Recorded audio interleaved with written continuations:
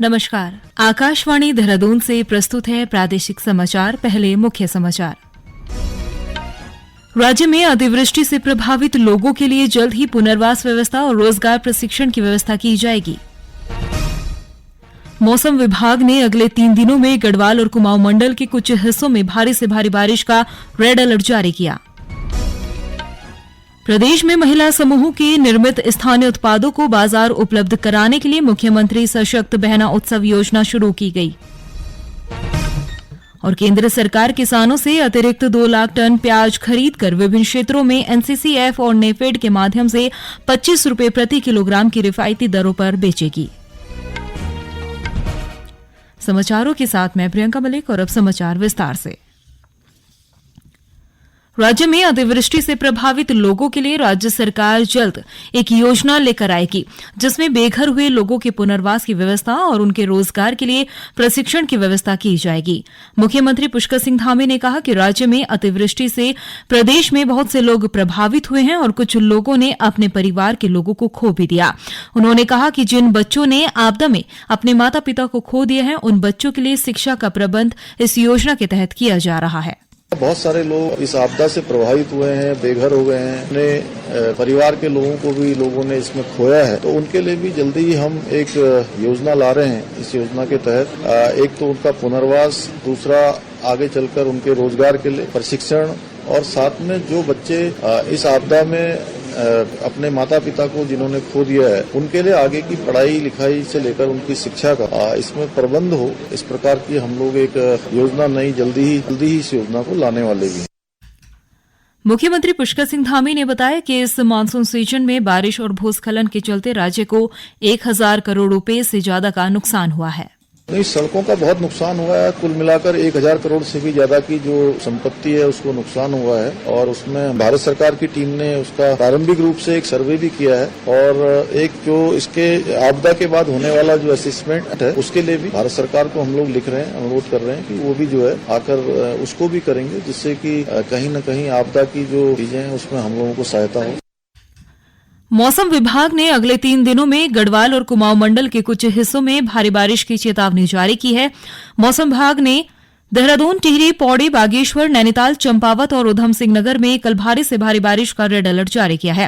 राज्य आपदा परिचालन केंद्र ने भारी बारिश की संभावना के मद्देनजर सभी जिला प्रशासन को सतर्क रहने के निर्देश दिए, और इस बीच मुख्यमंत्री पुष्कर सिंह धामी ने राज्य आपातकालीन परिचालन केंद्र पहुंचकर प्रदेश में हो रही अतिवृष्टि और नुकसान की जानकारी ली। उन्होंने सभी जिलाधिकारियों को मौसम विभाग के पूर्व अनुमान को ध्यान में रखते हुए सतर्क रहने और सभी सहयोगी संस्थाओं से निरंतर समन्वय बनाए रखने को भी कहा है।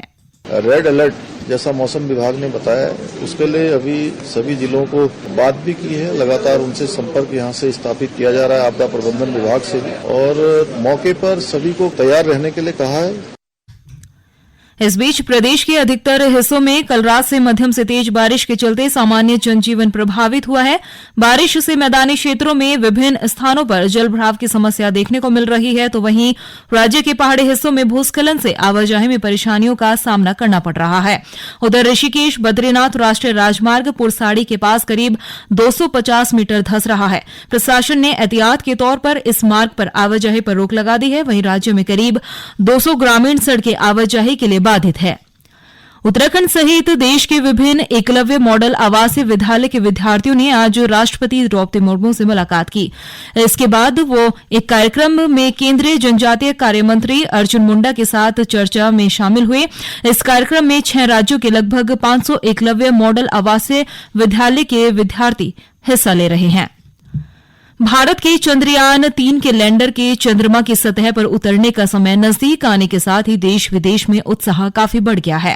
भारतीय अंतरिक्ष अनुसंधान संगठन इसरो के पूर्व वैज्ञानिक श्री सुधा विश्वनाथन ने कहा कि मिशन चंद्रयान 3 न केवल इसरो के लिए बल्कि पूरे देश के लिए भी महत्वपूर्ण है।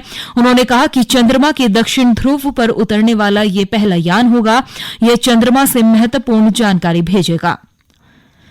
केंद्रीय रक्षा एवं पर्यटन राज्य मंत्री अजय भट्ट ने आज नैनीताल के मोटा हल्दू क्षेत्र में स्थित एक निजी स्कूल में मेरी माटी मेरा देश कार्यक्रम के तहत चित्र प्रदर्शनी का शुभारंभ किया। यह प्रदर्शनी केंद्रीय संचार ब्यूरो, सूचना और प्रसारण मंत्रालय की ओर से लगाई गई है। इस अवसर पर उन्होंने विद्यालय प्रबंधन, शिक्षकों और अभिभावकों के साथ ही छात्र छात्राओं को केंद्र सरकार की उपलब्धियों के बारे में जानकारी दी। ये समाचार आकाशवाणी के देहरादून केंद्र से प्रसारित किए जा रहे हैं। रक्षाबंधन से पहले राज्य की महिला समूहों को मुख्यमंत्री पुष्कर सिंह धामी ने मुख्यमंत्री सशक्त बहना उत्सव योजना का तोहफा दिया है। इसके साथ ही महिला समूहों के निर्मित उत्पादों को व्यापक बाजार उपलब्ध कराया जाएगा।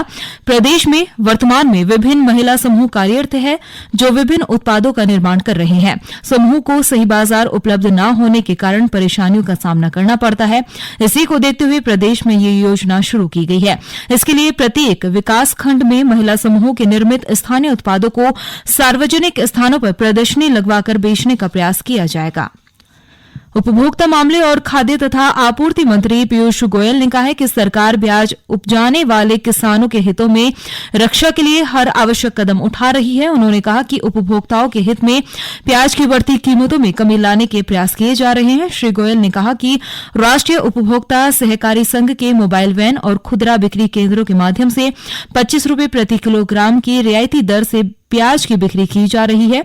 श्री गोयल ने कहा कि अभी तक 3 लाख मीट्रिक टन प्याज की खरीद की गई है। उन्होंने बताया कि बाद में यदि आने वाले समय में आवश्यकता बढ़ी तो अतिरिक्त 2 लाख मीट्रिक टन प्याज खरीदा जाएगा। केंद्र सरकार पारंपरिक कारीगर और शिल्पकारों को पहचान दिलाने और उनका सामाजिक और आर्थिक विकास करने के उद्देश्य से प्रधानमंत्री विश्वकर्मा कौशल सम्मान योजना की शुरुआत कर रही है। इस योजना के अंतर्गत 18 तरह के पारंपरिक और कामगारों के लिए मात्र 5% ब्याज की दर पर ऋण उपलब्ध कराया जा रहा है। चंपावत जिले के लोहनगरी लोहाघाट के अमित कुमार अपने पुश्तैनी लोहा शिल्प के कारोबार को आगे बढ़ाने का कार्य कर रहे हैं। उन्होंने बताया कि लोहाघाट लोहा शिल्प के लिए पहले से ही प्रसिद्ध रहा है। हम लोग जो है लोहागिरी का काम पुश्तैनी तौर पे करते आ रहे हैं। लोहाघाट का लोह शिल्प पहले से ही जो है बहुत फेमस रहा है। जैसे हम लोग कढ़ाई, तवा, फ्राई पैन यहाँ पर बना रहे हैं और इसको एक नई पहचान मिल रही है। प्रधानमंत्री विश्वकर्मा योजना जो लागू होने जा रही है, ये जो है हमारे छोटे जो काम करने वाले लोहार हैं, जो भी हमारे काम कर रहे हैं, तो इनको एक नई पहचान मिलेगी और इनको एक रोजगार करने के लिए एक लाभकारी योजना ही मानी जाएगी। दीनदयाल अंत्योदय योजना शहरी आजीविका मिशन के तहत अल्मोड़ा जिले में स्वयं सहायता समूह से महिलाओं को जोड़कर उनकी आर्थिक स्थिति बेहतर बनाने का प्रयास किया जा रहा है। इसके तहत जिले में 90 स्वयं सहायता समूह का गठन किया गया है। प्रत्येक समूह अलग अलग कार्य कर कई उत्पादों को बाजार में उपलब्ध करा रहे हैं। राष्ट्रीय सहकारी आजीविका मिशन के प्रबंधक मनोज कर्नाटक ने कहा कि योजना के अंतर्गत गठित स्वयं सहायता समूह विभिन्न प्रकार के हस्त निर्मित उत्पाद तैयार कर आजीविका संवर्धन कर रहे हैं। उन्होंने कहा कि आजकल महिलाएं जैविक पर्यावरण संरक्षण के संदेश, परंपरा, संस्कृति से जुड़ी राखियां भी बना रही है। राष्ट्रीय शहरी आजीविका मिशन के अंतर्गत महिला स्वयं सहायता समूह द्वारा अनेक कार्य किए जा रहे हैं। इसमें हस्तशिल्प से रिलेटेड काम भी इनके द्वारा किए जा रहे हैं। इसी क्रम में मां शारदा महिला स्वयं सहायता समूह दुगालखोला की महिलाओं द्वारा राखी के त्योहार को देखते हुए इस बार बृहद रूप से राखी बनाई जा रही है।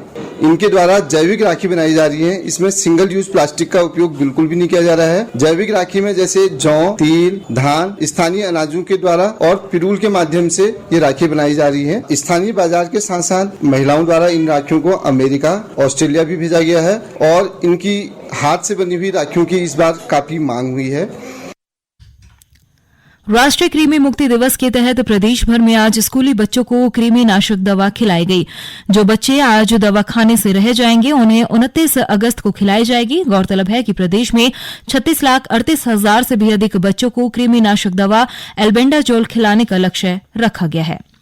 और अंत में मुख्य समाचार एक बार फिर। राज्य में अतिवृष्टि से प्रभावित लोगों के लिए जल्द ही पुनर्वास व्यवस्था और रोजगार प्रशिक्षण की व्यवस्था की जाएगी। मौसम विभाग ने अगले 3 दिनों में गढ़वाल और कुमाऊं मंडल के कुछ हिस्सों में भारी से भारी बारिश का रेड अलर्ट जारी किया है। प्रदेश में महिला समूहों के निर्मित स्थानीय उत्पादों को बाजार उपलब्ध कराने के लिए मुख्यमंत्री सशक्त बहना उत्सव योजना शुरू की गई। और केंद्र सरकार किसानों से अतिरिक्त 2 लाख टन प्याज खरीदकर विभिन्न क्षेत्रों में एनसीसीएफ और नेफेड के माध्यम से 25 रुपये प्रति किलोग्राम की रियायती दर पर बेचेगी। इसके साथ ही प्रादेशिक समाचार का ये बुलेटिन समाप्त हुआ। नमस्कार।